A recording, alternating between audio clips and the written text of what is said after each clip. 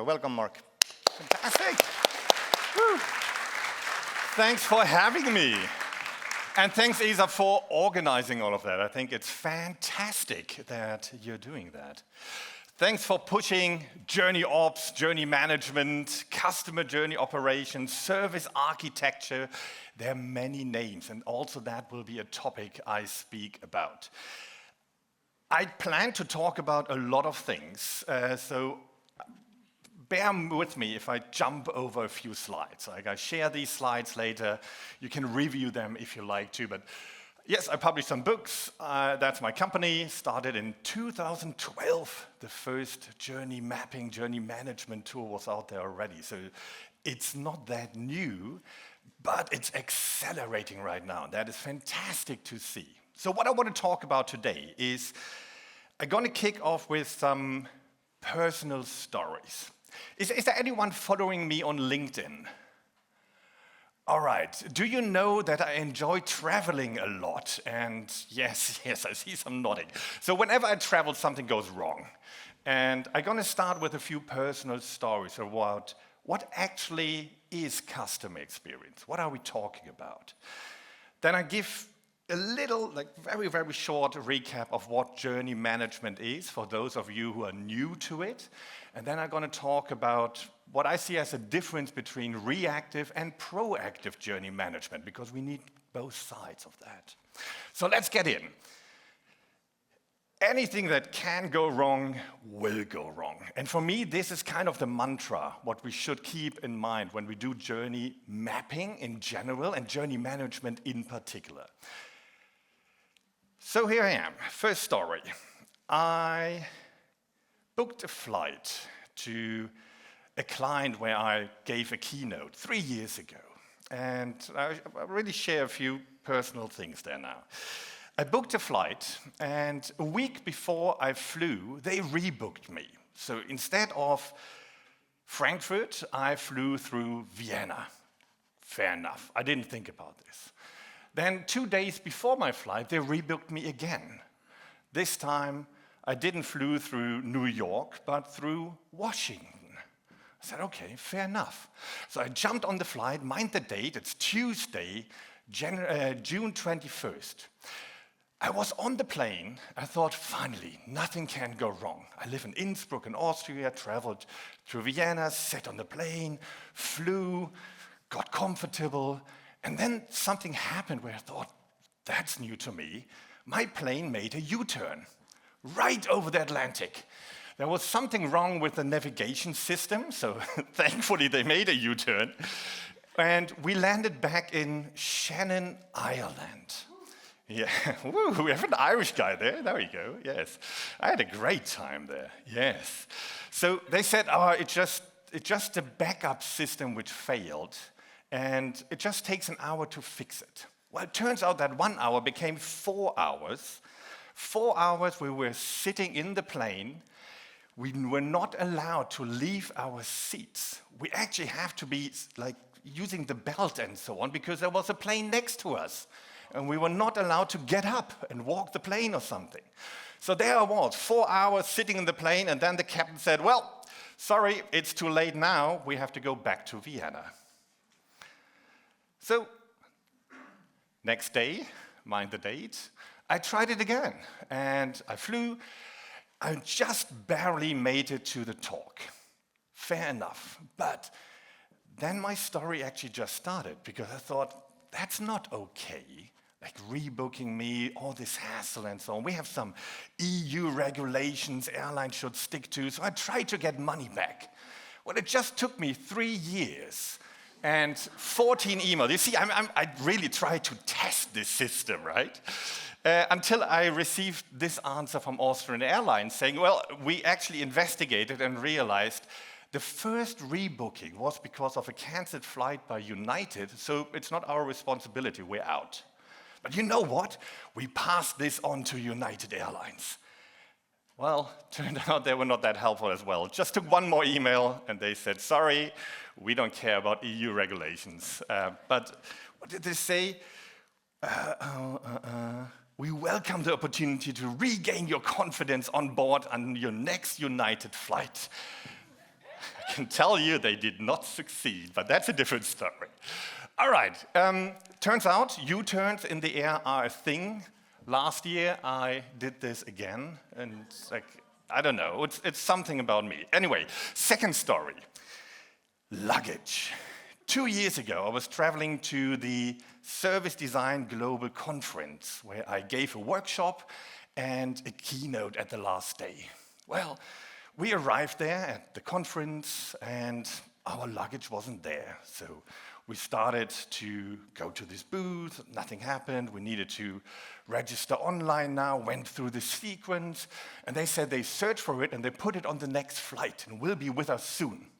That doesn't help us for the workshop next day. And we were still in the same clothes that we traveled. We arrived in the evening. Next one, I'm still sorry for all the participants there. But I learned there was like a self-fulfilling prophecy. Because if you go to some countries and try to buy one of my books and look closely at the name, I'm actually called Marc Stickdorn there. So there I was, doing a full-day workshop. In the evening, we went a bit shopping, so we had new clothes, first conference day. We came back to the hotel and asked them, please, did our luggage arrive? And they said, no, the luggage didn't arrive, but your parcels are here. I said, what? So it turns out, when you lose your luggage with some airlines, I don't name a specific one, but if you follow me on LinkedIn, you know which airline it is. It's always the same. They don't send it with the next plane, but they wrap it up and ship it as a parcel to you, taking 2 days, looking like this. So went through a few hoops, but finally I was there, the unstinky Stickdorn for the keynote. Luckily, Saturday we were traveling back. Guess what? No luggage. I posted on that on LinkedIn. You can guess, just coming from a service design keynote, people quite reacted to that all over the world. There were quite a few comments that were actually funny. People asking if that one particular airline actually employs service designers, or I should take the train next time. Turned out the guy who was moderating the conference is a service designer at this airline. He said in the end, well, we're just doing that to give you more content for your talk. So here I am. Yes. I like this one from Thomas. These two guys might look like helpless and naive. Thank you for that. But seriously, they are ruthless and evil service designers. Yes. So what it does, when we talk about customer satisfaction, this is always a difference between expectation and experience. And I think there is one common misconception about journey maps. We don't use journey maps to plan the ideal experience, but we use it mainly to understand what could possibly go wrong and ask ourselves as an organization, are we prepared if something goes wrong? Because research tells us if something goes wrong and we don't do anything about this, these people will talk negatively about us, they will leave us, they probably hate us now. But if something goes wrong and we're able to fix it, able to offer a solution, they have a higher customer lifetime value, a higher probability to talk positively about us. So that is what we really need to focus on. Now, fixing pain points is one thing, but then there's also, not every customer experience is bad. Although, when you travel to Germany, and you go into a magazine shop, you might think that Germans are obsessed about bad design because we have actual magazines for bad design. Well, that's just German, because bad in German means bathroom, so all these magazines are about bathroom design, but it's quite funny if you go through a German city and there are big signs about bad design.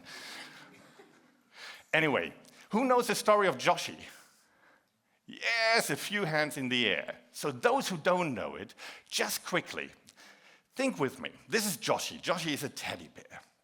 And the story goes like this. There was a family having a holiday. Their little boy forgot his beloved teddy bear, Joshi.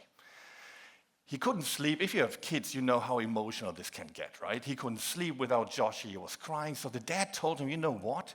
Joshi is fine. He's just having a longer holiday in the hotel. He will be back with us soon. So the dad called the hotel and asked, did you find our teddy bear? And they said, yes, it was in your room. Great. Could you please send it to us? And this is what you would expect from any good hotel.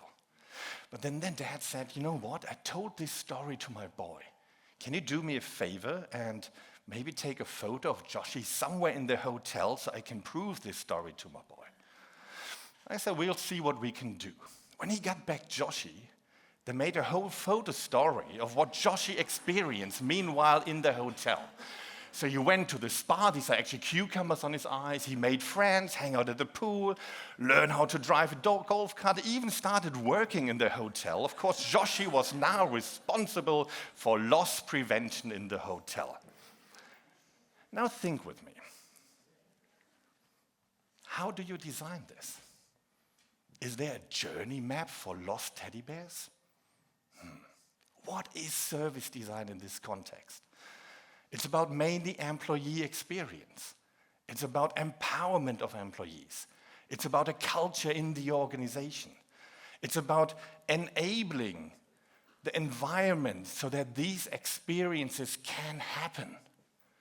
So what if someone loses something? What are employees allowed to do? So the second thing we should be doing is look at those, how can we enable delights? We need to fix pain points, a service needs to work, but we need to think about if something goes wrong, how can we turn this pain point into a moment of delight?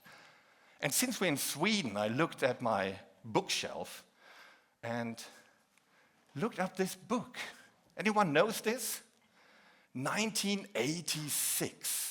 Scandinavian Airlines, Moments That Matters. If you think that all the stuff we're doing is new, I recommend to look up some of that stuff. It's really interesting to learn from these cases. So, what are we here about? Journey management.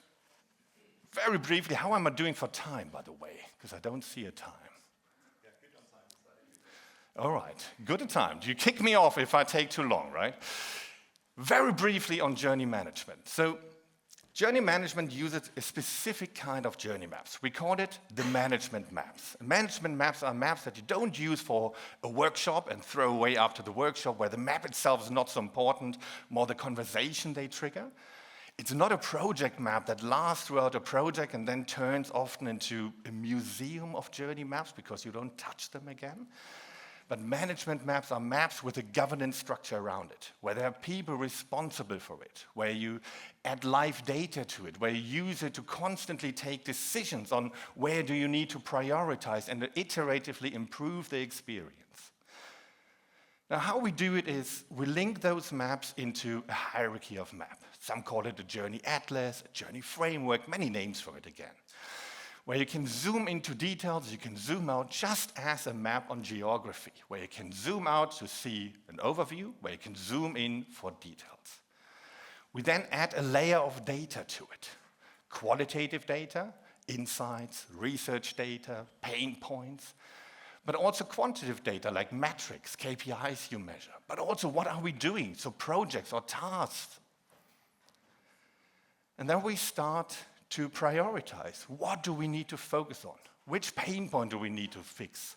Which moment of delight do we need to create? Where do we need a new thing? Where could something happen? Now, to compare different journeys with each other, because you measure every journey differently, you need a kind of common denominator between journeys. We call it the journey performance indicator. It's a very simple traffic light system, based, depending on the journey, on different influencing factors. Never use just one factor, or you fall into the trap like Net Promoter Score 10, 15 years ago, where everyone was obsessed about one metric, and suddenly you had effects like people told you to rate 10 because their bonus depends on it, or their job depends on it. Like you find tricks around it, how to impact the KPI, but not what the KPI is supposed to measure. So instead, think of it like a balanced scorecard. What are the 6 aspects we need to monitor? And all of these 6 aspects, as a sum, drive our journey performance. Is it green? Is it healthy? Is it yellow? So we need to monitor it. Is it red? We need to take action. Whatever these might be. And then you compare this one journey across your set of journeys with other journeys. You know roughly where do we need to focus on. Now, when you focus on journeys and when you do prioritization, try to link the zoom levels of your journeys with hierarchy levels in your organizations, levels of decision making. For example, we work a lot with airlines, not the one airline I mentioned earlier. Think about a team responsible for the online check-in process. They have their own little budget, their own team. They can work independently to improve this experience. They have their journey, which they use to monitor, to understand the pain points, to drive their roadmap using different prioritization approaches. Now, there might be another team responsible for exactly the same journey, just on a different channel. Let's say we have the online check-in and we have the check-in on the mobile phone. They work in a similar way. What will happen to both teams is that they discover things that are too big for them to cover. So they need to escalate it on the next higher level map. And if you connect your zoom levels of journey maps with decision levels in the organization, you can escalate things on the next higher level map, where then someone can take a decision with more budget, with more decision-making power. In the end, this allows you to bridge organizational silos, to really bring customer centricity in, to build roadmaps on different levels, to communicate qualitative and quantitative research across your organization, ping teams, whoever needed, to understand who's in charge of what, and in the end, continuously compare your vision with where you are. Keep that thought, because that's where I want to go to. I just want to reiterate on the naming. I love that you call the event JourneyOps, because for a long time I tried to push away from journey management into JourneyOps, because I saw so many organizations struggling with bringing journey management into the organization just because it includes this name, management. Sometimes it is just the terminology which makes or breaks it. If people are afraid of it because of a term, use something else. So there are loads of different names. We're going to see an example in a moment of how else you can call it, service architecture. Now, a lot of the stuff we're doing is what I call reactive journey management. That is really important. So let's briefly recap what we're doing. Nowadays, we can start creating journey maps in minutes using AI. We can have loads of maps and build it in a repository, combine it, give it structure to build hierarchies, bring in the journey performance indicator to understand where we need to focus on. We can add actual data on journey maps, have metrics on data. We can bring it all up on very high level maps like life cycle maps. Also there we're going to see an example in a moment. We can add, besides quantitative data, also qualitative data. Bring research data in, insights in, pain points, bring those onto journeys, give it structure, link them with each other, create different views for different audiences of the map. All of that is not new. A tip, when you start with journey management, add a lane to it where you estimate how much research data do you have per step. That helps other people to look at that and understand, can I trust this part of the map already? Do we have enough research data for it? Or maybe we first need to kick off some more research. I'm glad we're going to hear more about qualitative research later today to actually have enough data to take decisions. Decisions, we can revisualize data as portfolios and all of that. Now, all of this is important. But it's just one part of it. It is always what customers tell us based on the feedback we receive. So it's about pain points, it's about unmet needs, about prioritizing them. How are we performing right now? But journey management comes from service design. And it's not only about following, reacting to what other people tell us. It's also about having a vision. I think that's currently still underused, and it's such an opportunity because you can use it for future state mapping, helping to translate the vision of the organization, the vision for your product, into a vision for your customer experience. How should this feel for the customer? And not next week, next month, next quarter, but how should this feel really in the future? What is the vision for it? You can link it to innovation horizons. Horizon 1, 2, 3, and 3 might be in 10 years. How should this feel in 10 years? And then from this vision, break it down into a strategy. What do we need to do today as a first step towards this vision? What do we need to do within the next 3 years, within the next 5 years? So it helps you really to drive a long-term goal, to create a vision for the experience, and out of that, a strategy of how to get there. To simplify this, how it works is you first need to understand where you are. And if you do it already, that's probably where you're pretty good at. You have a good understanding of where you are today. Then you typically set it in contrast where we should be doing, where we should be right now. So where's the market standard? What is the expectations? Often driven also by your competition. But then there's a third layer to it, and that is your vision. This is the future state experience. Where do you want to be in 10 years? And now you have these gaps between where you are today, where you want to be in the future. If you use this, it suddenly becomes a strategic planning tool where you really can break down where do we want to be in 10 years, in 5 years, in 3 years, where do we expect the market to be, and then break it down into different tasks. What do we need to do within the next year, within the next 3 years, within the next 5 years? So it becomes a strategic planning tool. If you show that to leadership, people will see it differently. They will start working with you. I saw this happening, and it's fantastic, so try it out. You can all the way break it down. Just as a glimpse on it, there's an approach called user story mapping, where you can actually map out different user stories for where you want to be, slice out different releases. You can do it on a very concrete level, but you can also do this more strategic and say, what are the things we need to do within the next year, within the next 3 years, 5 years, and so on. So maybe as a food of thought, I'll leave you right there. How can we bring more vision? How can we bring more future state journey mapping, more proactive journey management into the work of what you're doing?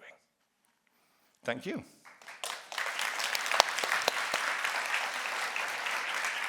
Whew.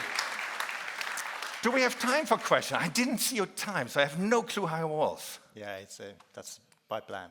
Okay, good. I keep you on your toes. So You did. No, we have plenty of time, actually. So any questions from the audience? Adrian, can you That was quick. Wow. all the way back there. Can you raise your hand? Can you raise your hand? Okay.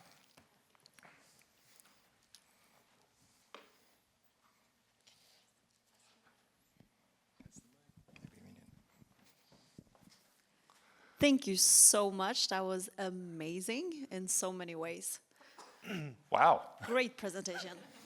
Great storytelling. Thank you. I love everything you said. It resonates a lot with me. I think what I want to ask you is, I think many in this room would agree with everything you said. And now I completely forgot because I started thinking. It sounds like there's a but coming. No, I wanted to get your take on how do we actually take this to the business and Yes. have them understand this. Yes. This gap between what we agree with you on and getting the Yeah. company to actually start working on it. What do you have? So my tip in general is if you start with all of that, start small. Don't start too big. And that is also when you're practicing it, you bring in new elements of it. Like maybe you're already established and doing reactive journey management and you gain traction and it's great. Start building a case within your organization. It never helps. Also, if you want to bring this in, it never helps if you show cases from other companies because you will always hear, yes, but they're different. And they're right, every organization is different. So try to build your own case. Don't ask for permission, but rather think of how can we build this as a stealth project. A stealth project is like a stealth airplane that does not appear on the radar. A stealth project does not appear on the radar of the organization. So you can hijack an existing project and maybe wave in a few things of what I talked about. Build your own case, make it measurable. Like in the end, if you are able to translate customer experience from a nice to have, where people often think our customer experience, that's about being nice to our users. No, it's about business. So show the return of investment. Try to make it measurable, if possible, from the get-go. If you start with journey management, try to quantify that pain point that you're solving. How many call center calls you get, how many tickets, how long does it take to resolve them? Try to get a euro or kronen sign to it. For the future state, it's similar. What do people care about who you're presenting this to? What are the KPIs they care about? How can you wave this in? Every organization got a vision, but it's often a rather random text where we said we want to be the fastest, the biggest, whatever. What does this actually mean? So go on their side and help them to craft the vision in a visual way, saying, so if we want this, should this be how the customer feels it in 10 years? And yes, we know it will change. We don't plan to follow the plan. The plan is worth nothing. Planning is everything. So once you have it and you help them to break it down, then maybe they can see it. And if you can do it on a smaller scale for this one particular project, for this one product you're working on, and show this, people will start to understand, but they need to see it first. Don't talk about how you're doing it. People are not interested in that. Show the results. Excellent answer. Cool. Next question. Well, yeah. Oh, we want to also get the But we have a also the camera, I think. so- Okay, sorry. Now it feels fancy. Okay, no, so to continue on the future journey or the vision, so that's something I've been struggling with, to what level of detail that we have to make, sort of the vision, because in my head it has made up until now enough sense to just make it a story and not to include like very specific touch points, more like the moments that matter. Yeah. But then I get pushback from some people saying we need to design every touch point, and I'm like, isn't that all the designer's job, like in all the product teams? What would you how would you handle that conversation? There is a correlation between the innovation horizon you're looking at. So what is a future state map? What is the time you're visualizing there? If you're visualizing 10 years ahead, it doesn't make sense to focus on details because technology will change. Like, just look at what we're using today and try to visualize that 10 years ago in that detail. It's probably not possible. So the longer the time gap is of the vision you're trying to craft in a future state map, the more high level you'll be. The shorter it is, the more you can go into details because you have a higher level of certainty. Because you know in 3 years roughly what kind of technology is. You are pretty certain in what kind of technology we have in 1 year. So the more concrete it is, the more concrete you can get. The less uncertainty do you have, the more concrete you can get. And the more it makes sense to go into detailed journeys. Cool. Okay. Hey, Fantastic. thank you, Mark. Thank you. Always inspiring.